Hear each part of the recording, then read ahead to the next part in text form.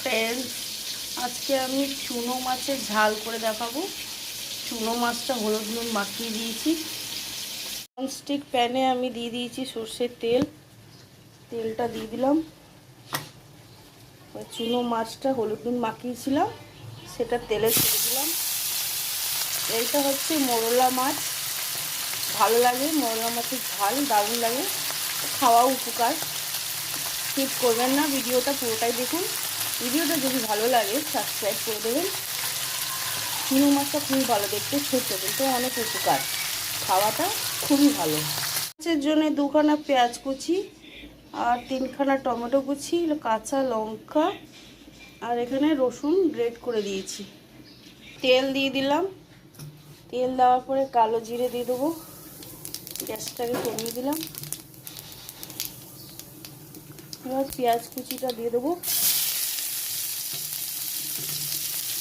পেঁয়াজ কুচিটা দেওয়ার পরে ভালো করে লাল করে ভাজতে হবে। পেঁয়াজটা হয়ে গেছে আমার লাল লাল ভাজা। পেঁয়াজটা বেশ ভাজা হয়ে গেছে। এবার রসুনটা আমি যেটা গ্রেট করে রেখেছিলাম ওটা দিয়ে দিলাম। রসুনটা গ্রেট করাটা দিয়ে দিয়েছি।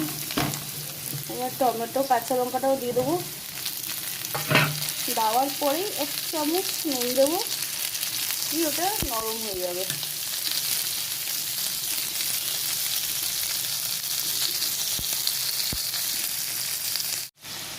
এরকম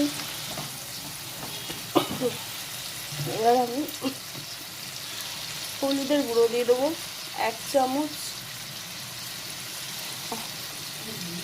আর লঙ্কার গুঁড়ো, কাঁচা লঙ্কা দিয়েছি বেশ ঝাল হবে, লঙ্কার গুঁড়ো দিলাম আমি 1 চামচই দিলাম, ব্যাস আর দেবো না। এবার একটুখানি যখন মশলা দেওয়ার পরে একটু জল দিয়ে দিতে হয়, মশলাটা ফুটবে না বলে। গ্যাসটা হাই করে দিয়েছি। এটা ভালো করে কষিয়ে নেবো।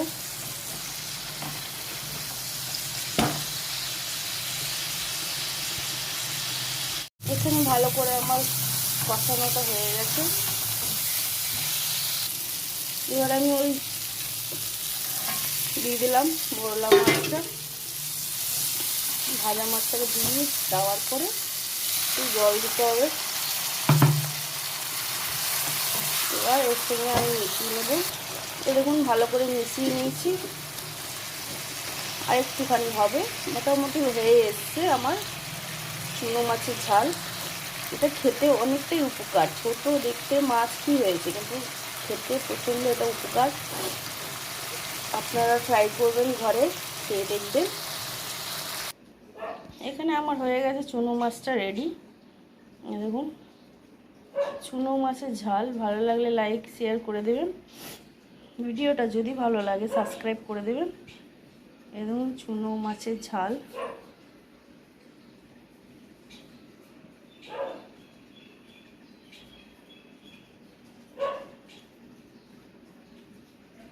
Thank you.